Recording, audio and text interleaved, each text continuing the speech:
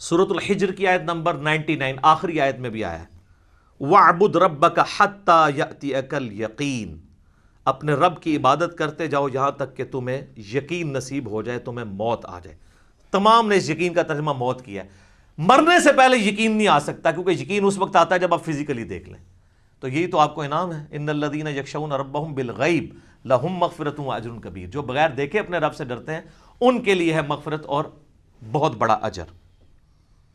اور صحیح مسلم میں انٹرنیشنل نمبر کے مطابق 7356 نمبر حدیث ہے دجال کے کانٹیکسٹ میں۔ نبی علیہ السلام فرماتے ہیں کہ یہ دجال آئے گا تو اس کے ماتھے پہ کافر لکھا ہوگا، لیکن وہ کاف فا را یا کاف الف فا را لکھا ہوگا ایبریویشنز میں، تو لوگ جو اہل ایمان ہیں نبی علیہ السلام کہتے ہیں وہ پڑھ لیں گے کہ یہ کافر لکھا ہے، تو ان کو پتہ چلے گا دجال ہے۔ دوسرے لوگ نہیں پڑھ پائیں گے، چاہے مومنین میں بھی منافقین ہوئے، اور وہ ہو سکتا ہے کاف سے کشف پڑھ لیں، الف سے الہام پڑھ لیں، فا سے فیض پڑھ لیں، اور را سے روحانیت پڑھ لیں، کہ جی یہ تو بہت بڑے بزرگ ہیں۔ اچھا، اس حدیث میں 7356 میں آتا ہے کہ نبی علیہ السلام نے فرمایا کہ وہ خدائی کا دعویٰ کرے گا، دجال یاد رکھو تم میں سے کوئی شخص اپنے رب عز و جل کو نہیں دیکھ سکتا یہاں تک کہ اسے موت آ جائے۔ یہ الفاظ ہیں۔ کیا مطلب؟ کہ مرنے سے پہلے کوئی اللہ کو نہیں دیکھ سکتا، مرنے کے بعد دیکھیں گے انشاءاللہ، انشاءاللہ۔ تو مرنے سے پہلے آپ نہیں دیکھ سکتے، تو آپ بھی مرنے سے پہلے ہے مسلمان، کر لے اس پہ غور۔ کتابوں کا خدا اور ہے، بابوں کا خدا اور۔ اب آپ سوچ رہے ہوں کہ بابوں نے کیا کام ڈالا ہوا ہے، تو اے ہوں آگے جو کام کی پایا جی انہوں نے، اے دے تسی کتابوں نے خدا دی تعریف سن لی۔ بابوں نے کیا کام ڈالا ہے جناب؟ تذکرۃ الاولیاء شیخ فرید الدین عطار المتوفی 627 ہجری کی کتاب ہے، جو بریلوی اور دیوبندی دونوں چھاپ رہے ہیں، اور کہہ رہے ہیں سارے اولیاء کے حالات زندگی اس میں لکھے ہوئے ہیں، ایسی کو کتاب نہیں۔ اس میں بایزید بسطامی کی معراج لکھی ہوئی ہے، المتوفی 261 ہجری۔ ان کا امام ابو یزید بسطامی اور میرا امام ابو الحسین مسلم بن حجاج القشیری المتوفی 261 ہجری، وہ بھی 261 میں فوت ہوئے ہیں، یہ بھی 261 میں فوت ہوئے ہیں۔ تو وہ کہتے ہیں انہوں نے معراج میں وہ عرش تک پہنچ گئے اور اللہ کو دیکھا، مشاہدہ کیا، اور باقاعدہ چیپٹر ہے بایزید بسطامی کی معراج تذکرۃ الاولیاء میں۔ بخاری مسلم کو چھوڑ کے ان کے پیچھے پڑے ہوئے ہیں، اور یہ آپ کو حوالے اس کے تذکرۃ الاولیاء کے فضائل اعمال میں ملیں گے، فضائل سنت میں بھی، تبلیغی جماعت کی کتاب میں بھی، دعوت اسلامی کی جماعت کی کتاب میں بھی، یعنی دونوں بھاری فرقے بریلوی اور دیوبندی اس کو لے کے چل رہے ہیں۔ پھر کشف المحجوب جو اس سے بھی پہلے لکھی گئی 200 سال پہلے، علی بن عثمان حجویری المتوفی 465 ہجری، انہوں نے کشف المحجوب میں بایزید بسطامی کے بارے میں کلیم کیا ہے کہ وہ جب حج کرنے کے لیے گئے تو پہلی دفعہ گئے تو صرف کعبہ دیکھا، تو کہتے ہیں میرا حج نہیں ہوا۔ اگلی دفعہ گئے تو کعبہ بھی دیکھا اور کعبے کے رب کو بھی دیکھا، تو کہتے ہیں پھر بھی میرا حج نہیں ہوا۔ تیسری بار گئے تو صرف اللہ کو دیکھا، کعبہ ہی غائب تھا، تو ان کا اب میرا حج ہوا ہے۔ فزیکلی دیکھا۔ اگر کہتا نہیں یہ خواب میں دیکھنا ہے، تو سر میرا معصومانہ سوال ہے کہ خواب کا پیکج موسیٰ ابن عمران علیہ السلام کو آفر کیوں نہیں ہوا، جن کو سورۃ الاعراف کی آیت نمبر 143 میں کہا گیا لن ترانی، موسیٰ تو مجھے نہیں دیکھ سکتا، انہوں نے آگے سے توبہ کی۔ تو اگر بازید والا عقیدہ ان کا ہوتا تو کہتے ہیں اللہ توبہ خواب ہی کرا دے، بازید نو تے بائی کرانی ہے نا، کہانیاں، جھوٹ، کوڑ۔ ہن مزہ آیا۔ حضرت ابو ہریرہ نو بھی غصہ آندا سی تو اپنی حبشی لینگویج وچ بولدے سن، کوڑ، پنجابی کہتے ہیں جھوٹ نو۔ اچھا جی، شیخ زکریا کاندلوی نے کتاب لکھی ہے فضائل حج۔ حاجیوں کو تبلیغی جماعت والے بچارے میرے بولے بھائی، تبلیغی جماعت میری جماعت ہے، کافی سارے لوگوں کو اب بات سمجھ آ گئی ہے الحمدللہ، ہم محبت کرتے ہیں ان کے جذبے کی، لیکن یہ کچھ آپ کی کتابوں میں میرے بھائی لکھا ہوا ہے۔ فضائل حج میں لکھا ہوا ہے، سر اتنا مزیدار واقعہ ہے یہ، ابھی تک ویسے میں نے نا کسی ویڈیو میں بیان نہیں کیا، آج آپ سنیں اور مزہ لیں۔ وہ لکھتے ہیں کہ جی محدث عبد الرزاق مسجد نبوی میں بیٹھ کے درس حدیث دے رہے تھے۔ آپ پتہ محدث عبد الرزاق کون ہے؟ امام بخاری اور امام مسلم کے استاد ہیں جی، بخاری مسلم نے ان سے حدیثیں لی ہوئی ہیں محدث عبد الرزاق سے۔ یہ وہی ہیں جن کی مصنف عبد الرزاق ہے، دو ہیں نا کٹھی لکھی کی، مصنف ابن ابی شیبہ اور مصنف عبد الرزاق. سر اے او جے اے عبد الرزاق تھوڑا کرکٹر نہیں ہے پاویں سمجھو. محدث عبد الرزاق بیٹھے ہوئے 3 صدی ہجری کے اندر بڑے اماموں میں سے وہ حدیثیں بیان کر رہے ہیں. تو وہ کہتے ہیں ایک بزرگ کا بیان ہے کہ ان کو حضرت خضر علیہ السلام کی ملاقات ہوئی. حضرت خضر علیہ السلام کے اوپر میرا کلپ دیکھ لیں, اللہ فضل تب یہ صاف ہو جائے گی. تو کہتے ہیں وہ بزرگ کہتے ہیں کہ مجھے ایک دن خضر کی ملاقات ہوئی مسجد نبوی میں. تو میں نے کہا کہ خضر یہ بتائیے آج تک آپ کو کوئی ایسا شخص ملا ہے جو مرتبے میں آپ سے بھی بڑا ہو؟ ہائے ہائے ہائے. ان کا ہاں جی ایک بندہ ملا ہے. ان کا جی کیسے؟ وہ کہتے ہیں جی ایک دن میں مسجد نبوی میں تھا. اچھا, حضور کی پوری زندگی میں حضرت خضر کو توفیق نہیں ہوئی ہے مسجد نبوی میں جانے کی, جو ان کے خضر ہیں جھوٹے. حضور کی وفات کے بعد وہاں حالانکہ قرآن میں تو سورہ آل عمران میں حکم تھا کہ اے پیغمبروں جب میرا پیغمبر آ جائے تو تم نے اس کی مدد بھی کرنی ہے. نہ غزوہ بدر لڑی, نہ احد لڑی, نہ خندق لڑی.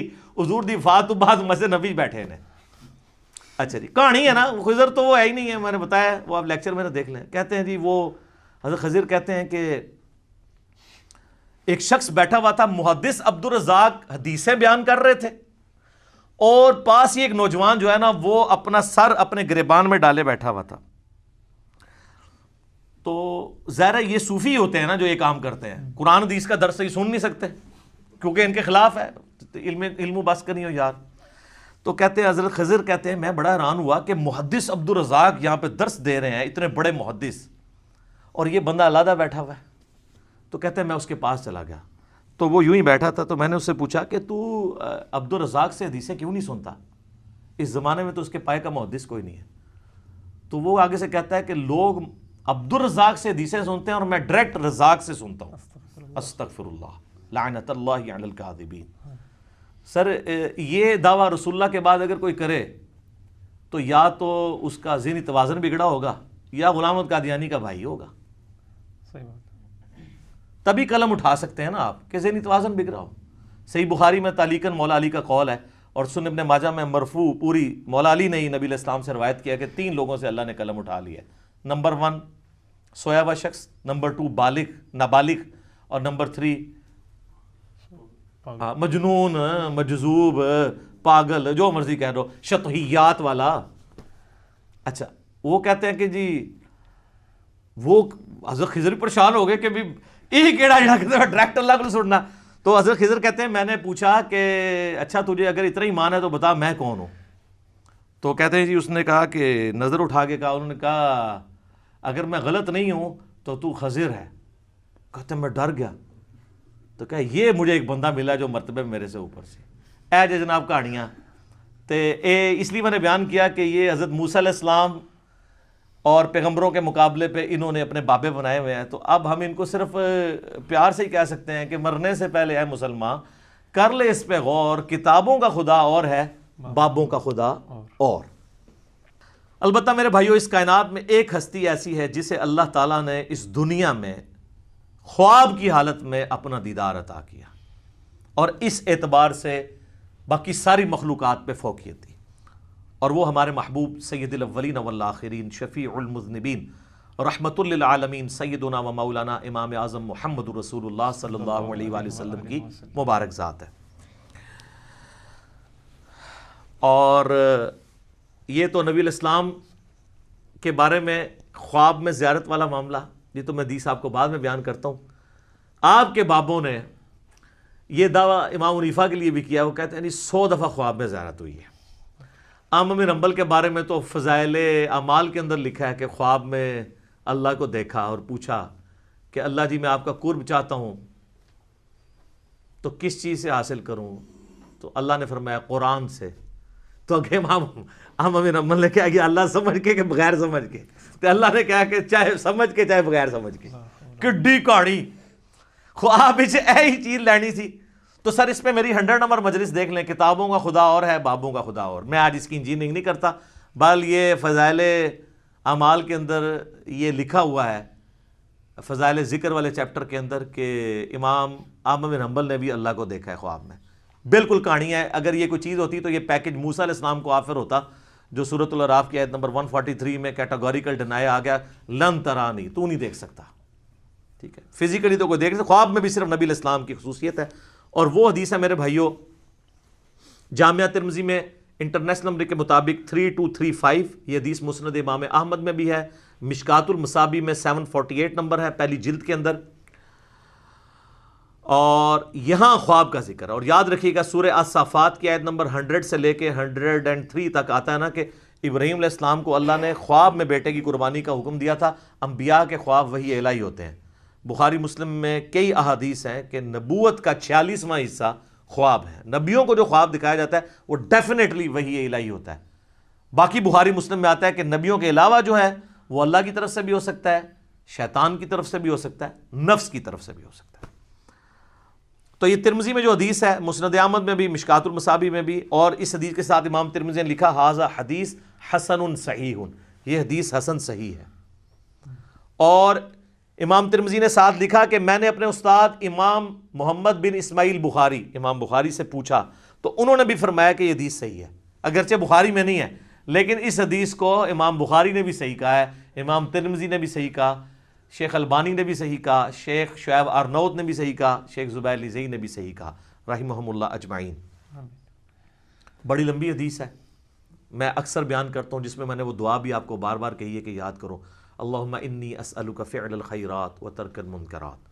اس میں الفاظ ہیں جو آج کی ضرورت ہے کہ میں نے خواب میں اپنے رب کو بڑی خوبصورت صورت میں دیکھا، اور پھر یہ بھی الفاظ ہیں کہ اللہ تعالیٰ نے میرے دونوں شانوں کے درمیان اپنا ہاتھ مبارک رکھا، اور میں اس کی تشبیہ بھی نہیں دوں گا کیونکہ لیس کمثلہ شیء، اللہ کی مثل کوئی شے نہیں، حتیٰ کہ میں نے اس کی انگلیوں کے پوروں کی ٹھنڈک اپنے قلب پہ محسوس کی جیسا کہ اس کی شان کے لائق ہے۔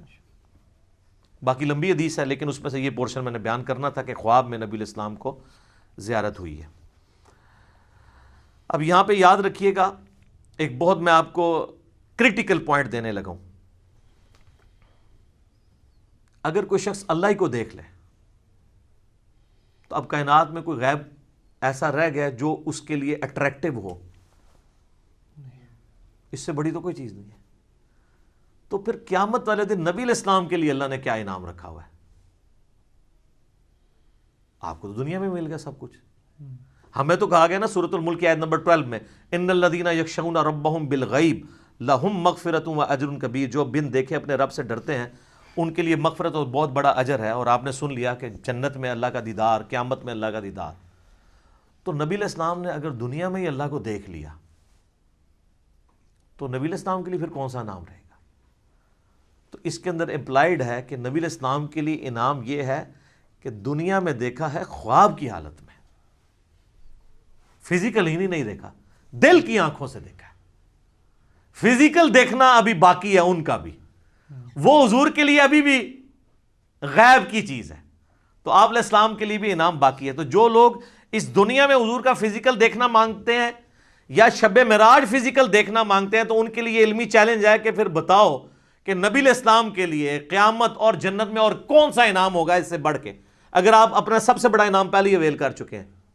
اور یہ پوائنٹ جس شخصیت نے ہائی لائٹ کیا ہے میں اس کا کریڈٹ اسی کو دیتا ہوں، مولانا اسحاق صاحب رحمہ اللہ تعالی، المتوفی 213 عیسوی مطابق 28 اگست 2013، انہوں نے یہ چیز ہائی لائٹ کی تھی، اور یہ میں نے نہ آج تک کسی کتاب میں پڑھی نہ کسی اسکالر سے سنی۔ اسکالر نے بیچارے نے کیا بیان کرنا ہے، یہ مولانا اسحاق کو کریڈٹ جاتا ہے کہ انہوں نے یہ ایسا علمی، آپ کہتے ہیں وہ جس طرح وہ تاش میں کہتے ہیں نا یکا پھینکنا، کہ بتاؤ کہ اگر حضور نے بھی اللہ تعالیٰ کو فزیکلی دیکھ لیا جو تمہارا کلیم ہے تو حضور علیہ السلام کے لیے تو اب کوئی چیز نہیں رہے گی باقی۔ تو خواب میں ہی دیکھا، فزیکلی نہیں دیکھا، شب معراج بھی دیکھا تو پردے میں دیکھا، فزیکلی نہیں دیکھا۔